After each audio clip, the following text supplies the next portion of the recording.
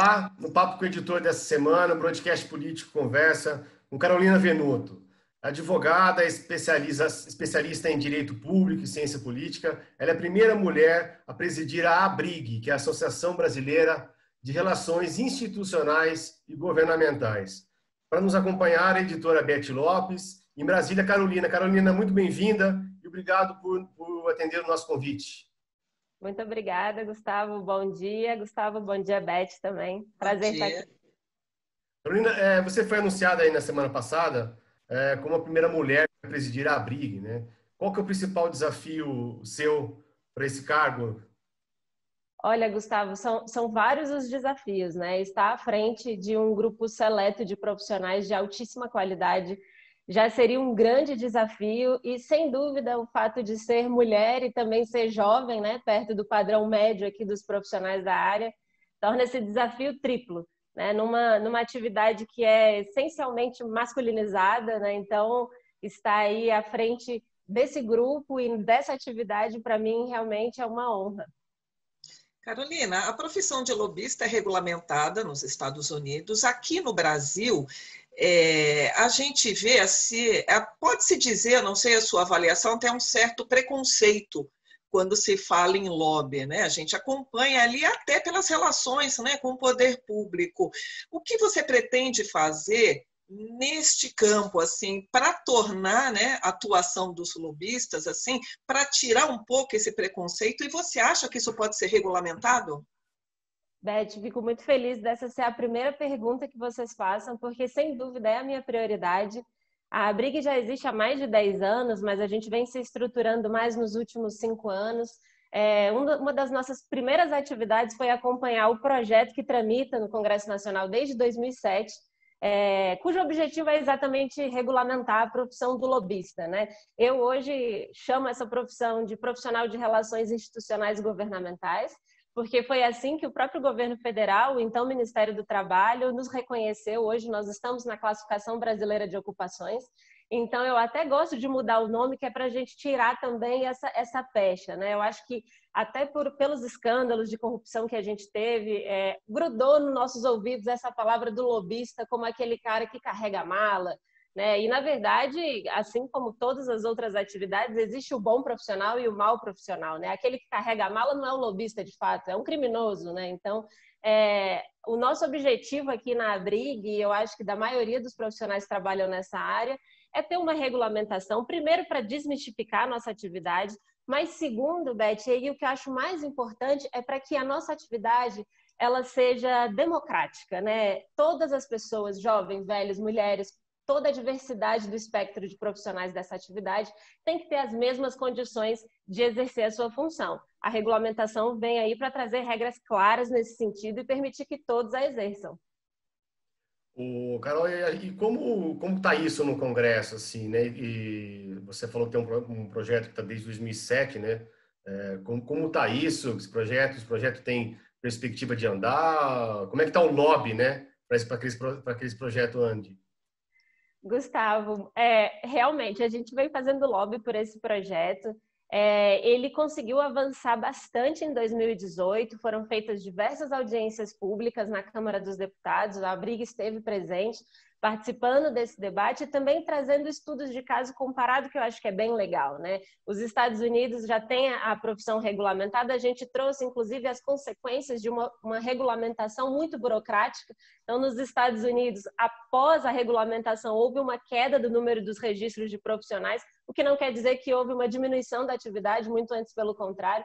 Então, a gente levou essa perspectiva também para a Câmara dos Deputados, porque o texto inicial do projeto ele ia nesse sentido, era muito parelho ao que estava sendo feito nos Estados Unidos. Então, na CCJ da Câmara, a gente conseguiu construir um texto que eu acredito que hoje já está maduro para ser votado e aguardamos agora a inclusão na pauta do plenário. Já vou fazer o meu lobby aqui, aproveitar esse canal que é assistido por milhões de pessoas. A ABRIG e todos os profissionais de relações institucionais e governamentais clamam para que o presidente Rodrigo Maia coloque esse projeto na pauta e a gente consiga avançar. Carolina, como é que tem sido a relação dos representantes aí do setor com o governo do presidente Jair Bolsonaro? É um governo que tem se notabilizado aí pelos embates, quedas de braço. Quais as dificuldades que vocês estão enfrentando? E se você puder traçar um paralelo do relacionamento com governos anteriores. Beth, o profissional de RIG, vou resumir o nome para essa sigla, ele precisa ser independente, né, Beth? A gente trabalha em qualquer governo, em qualquer região, em qualquer país. Então, a gente sempre busca, Beth, ter um acesso bom, tranquilo, diálogo é a palavra de ordem da nossa atividade, é até um slogan da nossa instituição.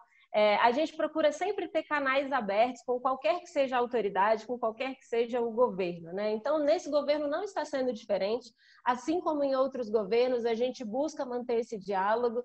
A gente hoje vem tentando ser cada vez mais técnico, exatamente para não ficar tão à mercê dos temperamentos dos governantes, né? Então, hoje o profissional de RIG muito mais do que só porta-voz, ele também é técnico e especialista em políticas públicas. Então, muitas vezes a gente não precisa nem conversar com o ministro, ou com o presidente, ou com o deputado. A gente consegue falar com um assessor técnico e consegue resolver nosso problema, representando o cliente que a gente está atuando, né, ou o setor que a gente representa. Mas como, né? Voltando um pouquinho à questão, mas como ser técnico num governo que se notabiliza pelo embate político, né? Obviamente, como você mesmo citou, vocês falam com outras esferas, mas a gente sabe que a decisão bate nas esferas superiores, né? Beth, isso eu acho que, inclusive a inconstância política do cenário, né?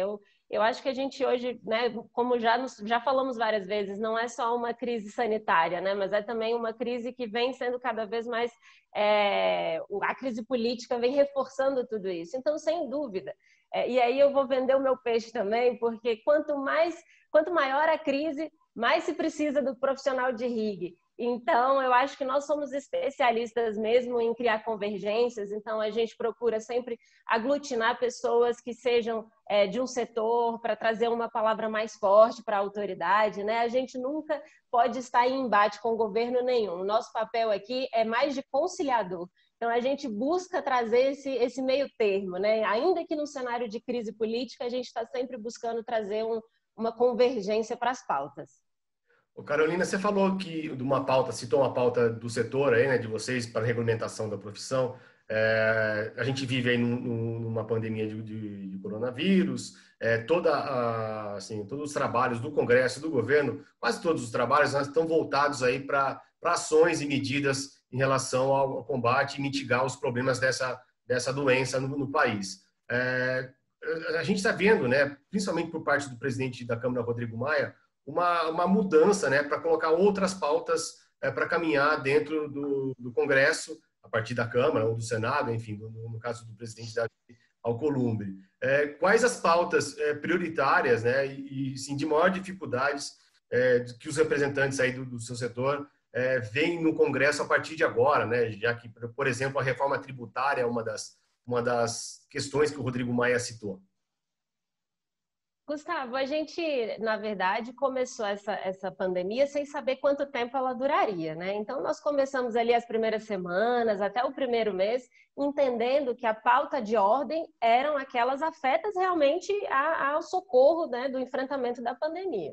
No entanto, a gente já está caminhando aí para 2, 3 meses, 4 meses, e é claro que a gente precisa tratar de outros assuntos, né? Eu acho que a reforma tributária é um ótimo exemplo, mas existe também a reforma fiscal, né, que ela vai precisar ser feita, já era necessária antes mesmo da pandemia, com a crise financeira que se fortaleceu com a pandemia, ela vai ser mais ainda necessária. E eu acho também que os setores, o setor de serviço, comércio, insumo, cada setor vai ter a sua pauta agora prioritária para enfrentar as consequências da pandemia, né? Uma vez que a gente tenha conseguido avançar, principalmente naquelas pautas ligadas à saúde, agora a gente precisa realmente dar um olhar para as pautas sociais, porque a gente está com uma massa gigantesca de pessoas desempregadas, né, passando fome. Então, a gente vai ter que ter um olhar voltado para essa área e também para a área fiscal e financeira, mesmo antes do retorno das atividades presenciais. Isso é claro hoje para a gente que isso vai acontecer mesmo antes disso.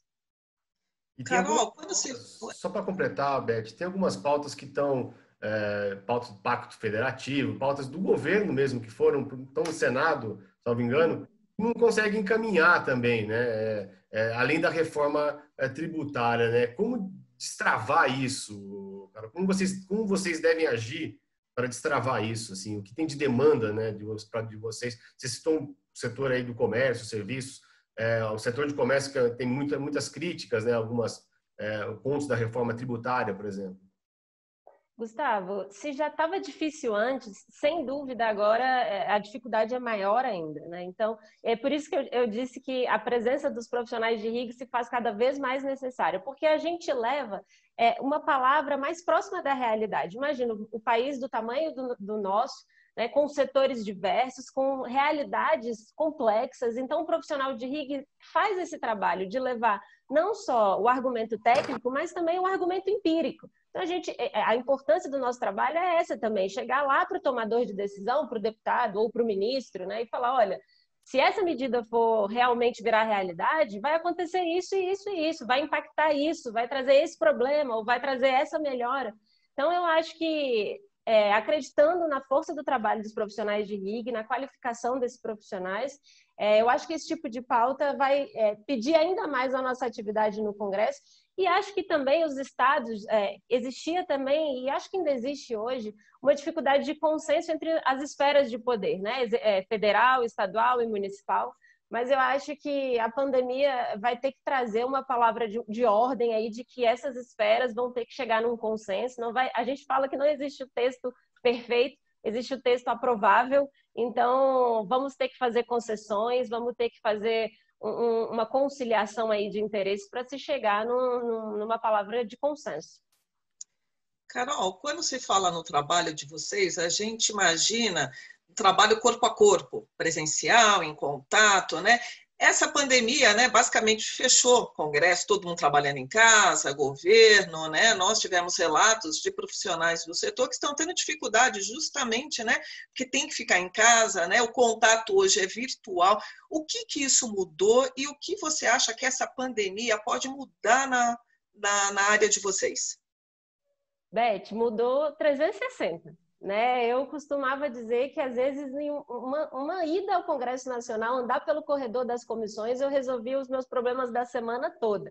Então, hoje, a gente não sai do telefone, não sai de videoconferências. Eu tenho a impressão de que o teletrabalho triplicou, né, o nosso esforço diário. Eu, sendo muito sincera com você, eu espero que esse não seja o novo normal, principalmente na nossa atividade, e muito porque nem todo mundo tem o mesmo diálogo que eu, de repente, estando aqui em Brasília e já trabalhando com isso há 10 anos, tenho com os tomadores de decisão. Então, para a democracia, é fundamental que exista esse corpo a corpo, esse olho no olho, o Congresso com as portas abertas, com as audiências públicas, para que os diversos pontos de vista da sociedade sejam apresentados para os tomadores de decisão.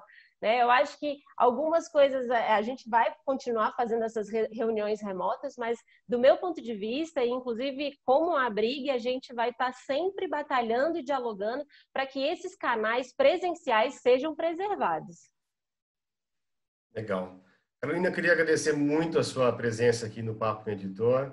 Queria agradecer a Beth Lopes, minha companheira aí de jornada. Agradecer o Cláudio da Luz, que está fazendo essa ponte entre a gente. E agradecer você aí que está com a gente nesse Papo com o Editor. E até a próxima semana. Muito obrigado. Obrigadíssimo, Gustavo, Beth, toda a equipe aí. Obrigada. Muito obrigada. Um ótimo dia para vocês e bom trabalho.